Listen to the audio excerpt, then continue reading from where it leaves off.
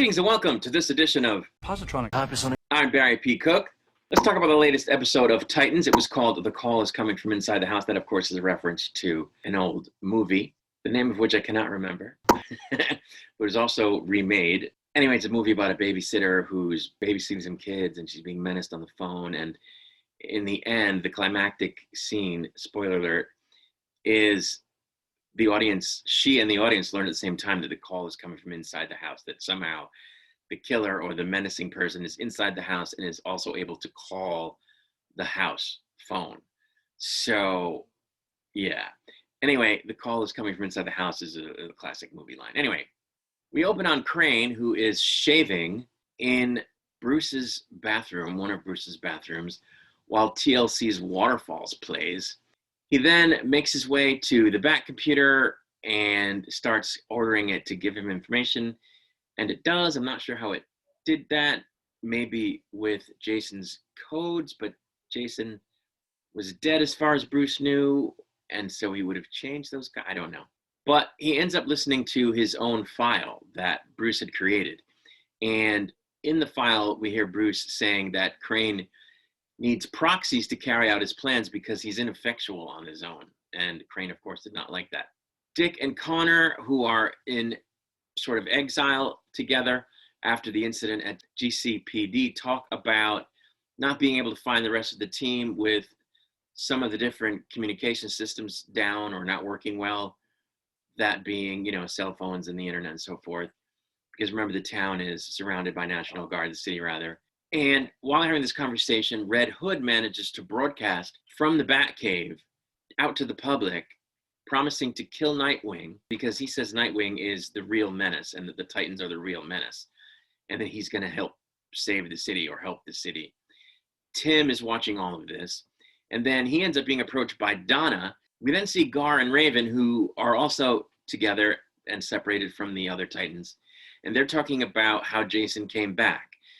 And Gar mentions having discovered info about the Lazarus pit that was used to bring him back in Bruce's files. And Raven uses magic to hone in on where it is. Starfire witnesses a merchant price gouging the mom of a sick baby that she had seen in her vision, the baby. Dick visits a location that was a back door to the mansion's security system, but Jason blocks his access before Dick removes something glowing, green and glowing, from a safe in the wall. Tim and Donna visit with his folks at their restaurant, which is now all boarded up because the city's going crazy.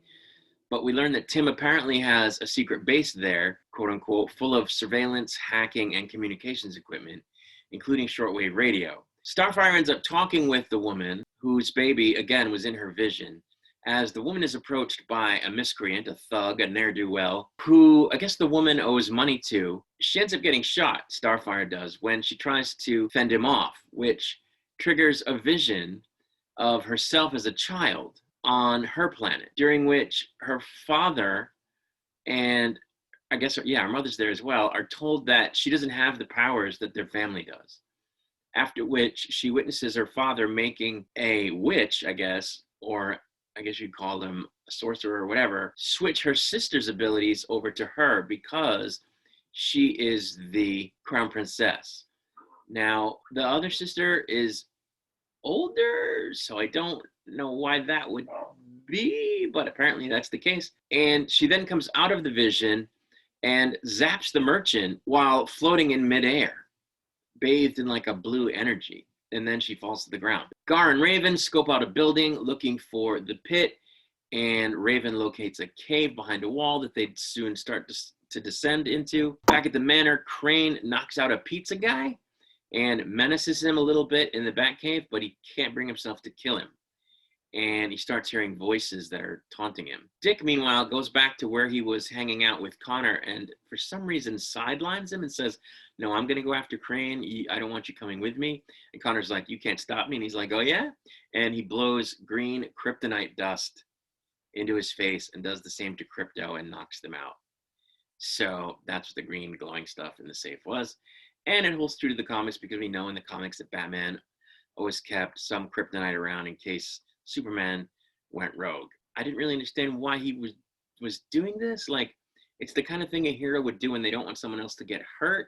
but Connor can't get hurt unless there's kryptonite. And the only one using that was Dick. Like, what? It didn't make sense to me. Anyway, Donna and Tim make a plan to derail Crane. And then we see Raven and Gar find the pit. And at that moment, the pit sort of, or I should say, Raven's magic sort of interacts with the pit, or in the presence of the magic of the pit. So we don't know what that leads to yet, but it started to happen as soon as she arrived there. So we'll have to see where that goes. We flash over to Starfire convalescing in the woman's home, and she realizes that the blue light is her real power, or she theorizes that the blue light is her real power, not the fire powers that she had, because those were bestowed on her by magical means. They weren't actually her powers. I'm not sure what all of that means because I don't know very much about the Starfire character, but she's called Starfire. So, and my recollection of the character is that she wields fire, in the comics and in animated stuff. So I don't know what this blue, is this a departure from the canon of the comics? I don't know. Maybe we'll see more about it, I guess. Dick tricks Jason into triggering a bomb that knocks him down. I guess they met up somewhere at Jason's insistence, and he tricks Jason into triggering a bomb. But he gets back up and he tries to find Dick, who soon confronts him, at which point they fight. As a mob shows up to support Jason, they're chanting, "Red Hood, Red Hood." Dick bests him in combat and then declines to shoot him before he himself gets shot in the back by a citizen. Now, he's able to take a couple of bullets before it affects him because he's got his armor on, his bat suit, as it were, his Nightwing suit. But eventually he goes down and he gets attacked by the mob. And again, they're chanting, "Red Hood, Red Hood," and Jason just takes off. We then find him at the Batcave, and he discovers Crane and the body of the pizza guy who Crane has now killed. He finally has killed him, I guess, at the behest of these voices he was hearing, which was like a different version of himself, sort of repeating things that I guess his mother used to say to him, like, "You're useless, you're scared," whatever, which of course ties in with what Batman had said about him. So he was very, I guess, sort of feeling a need to prove himself to himself and I guess anyone else. So he did end up killing the pizza guy, which is pretty dark, actually. But that was the episode. I like this show, certainly more than I like Legends of Tomorrow. I just think they've done there've been a lot of missteps. I think they've done some things to draw it out, to make it last for more episodes. The best thing about the show is all the, I don't want to say Easter eggs, but all the references to the larger DC universe, and all the characters that do show up are, cool to see in live action. But I don't know, it's uneven. It seems uneven, and it seems like they're padding it quite a bit. Like, give us Tim Drake as Robin already. Like, what? There's only a few more episodes left. Like, what are they doing? I don't know. And why doesn't anybody fly? I don't know if I talked about this before, but Starfire can fly, Connor can fly. At least I think he does in the comics and in animated stuff. So what? Why is nobody flying? It can't be budget on HBO Max. That cannot be the issue. So I don't know why. That maybe Starfire will fly now that she has this blue power. I don't know. And why are they involving the Lazarus Pit? What point? What further impact can it have on the story at this point? I don't know where they're going. But the team, of course, again, is not united. We spent almost all of the season so far up to this point without Raven and without Donna, and they're finally back, but we only see them interacting with one other person.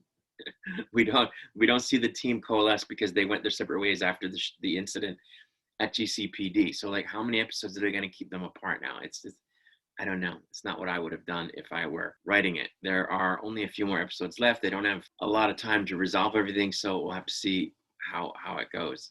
I'll be back to review the next episode, of course. Until then, my friends, I wish you peace and long life.